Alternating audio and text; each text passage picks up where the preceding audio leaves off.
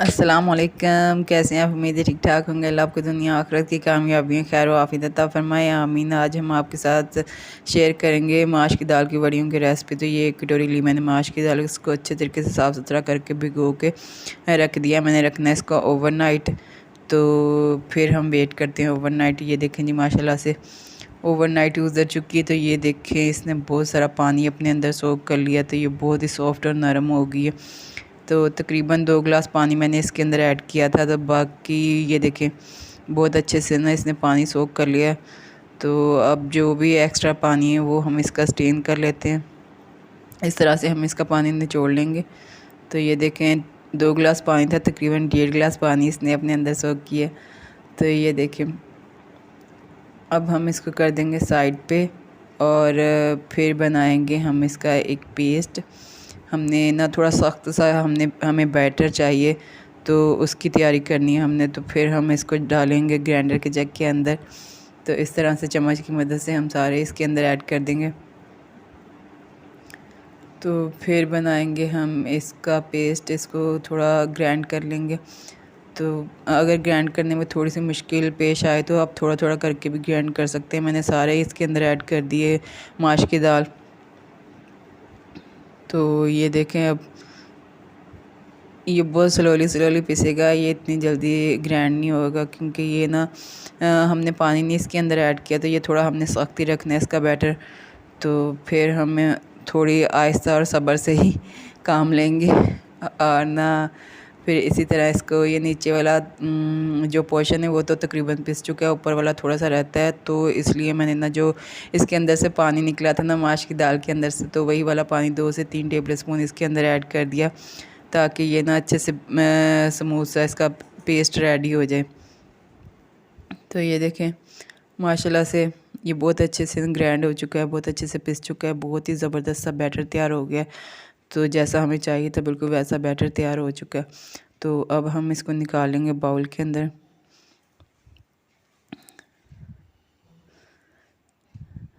तो फिर जी हमने इसके अंदर ऐड करने स्पाइसेस। तो ये बहुत ही मज़े की ज़बरदस्त सी रेसिपी, ये दादी नानी के ज़माने की है। तो बहुत ही ज़बरदस्त, बहुत ही अच्छी और मज़े की ये वड़ियाँ बनती हैं, बहुत ही टेस्टफुल होती हैं। और किसी दिन मैं ना इसको सालन भी बना के दिखाऊंगी, रेसिपी भी शेयर करूंगी इसकी, किस तरह से ये पकती हैं, किस तरह से बनती हैं। ये देखिए जैसा हमें बैटर चाहिए था बिल्कुल वैसा ही हमारा बैटर रेडी हो चुका है। तो अब हम इसके अंदर डालते हैं स्पाइसेस, तकरीबन हाफ़ टेबल स्पून नमक, चौथाई चम्मच क्रश चिली, चौथाई चम्मच ही हल्दी पाउडर और चौथाई चम्मच ही इसके अंदर जाएगा पिसा हुआ गरम मसाला।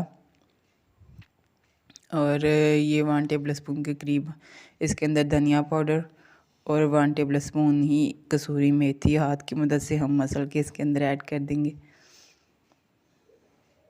तो ये स्पाइसेस इसके अंदर गए। अब हम करेंगे इसको मिक्स अच्छे से ना, हमने ना इसको मिक्स करना है ताकि सारा मसाला इसके अंदर अच्छी तरह से ना जज्ब हो जाए।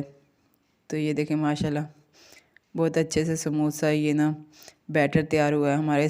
इस स्टेज पे हमने इसके अंदर ऐड किया तकरीबन 1 पिंच मीठा सोडा, खाने का सोडा जो होता है ना, वो 1 पिंच के करीब हमने इसके अंदर ऐड किया। तो लो जी माशाल्लाह ज़बरदस्त जा साड़ा बैटर रेडी हो चुका है। तो माशाल्लाह बहुत ही अच्छा और बहुत ही स्मूथ ते माशाल्लाह बहुत ही फ्लफी जिहा बन गया। तो इस स्टेज ते फिर हुण असीं इहनूं रख दांगे साइड ते। तो फिर असी जी इहनूं लगानियां ने बड़ियां नूं परात च। ते परात असी थोड़ी सी ग्रीस कर लई थोड़ी जी ऑयल नाल। तो 2 परात ने मेरे को, तो दोनों ने मैं ग्रीस कर लिया अच्छी तरह। फिर ना बिस्मिल्लाह रहमान रहीम, फिर हाथ की मदद से ना इसको इस तरह से ना मैं इसके अंदर ना लगाती जाऊंगी। तो ये इसी तरह से हमने इसके अंदर लगानी परात के अंदर लगाएं, चाहे चारपाई बिछा के, कपड़ा बिछा के, तो धूप में इस तरह से धूप में लगाएं, जैसे आपको बेहतर लगता है किसी ट्रे में लगा लें। तो मैं तो परात ही चूज़ की है, तो मैं परात में लगा रही हूँ इसको। अच्छे से मैंने ग्रीस कर लिया था पहले, फिर ये चिपकेंगी नहीं, ये सूखेंगी तो चिपकेंगी नहीं। तो बहुत अच्छे से ना उतर जाएंगे आराम से। तो ये देखें माशाल्लाह से इस तरह से मैं छोटे छोटे दरमियानी सी लेती जाऊंगी और इसके परात के अंदर लगाती जाऊंगी। तो लो जी, आज बड़ी पंजाबी और बड़ी टिपिकल सी रेसिपी शेयर किए बड़ियों की।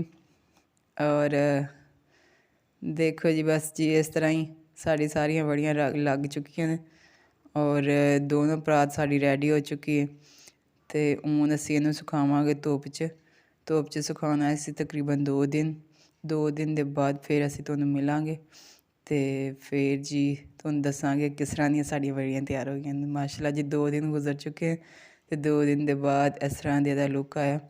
तो माशाल्लाह बहुत अच्छी और ज़बरदस्त सूख गई, अंदर तक सूख गई हैं और बहुत ही ज़बरदस्त बन चुकी है। इस तरह से आराम से उतर रही हैं, बिल्कुल भी किसी चीज़ के साथ खुरचने की ज़रूरत ही नहीं पड़ रही है। देखें आराम से उतरी, बहुत अच्छी से ज़बरदस्त सी बन चुकी हैं।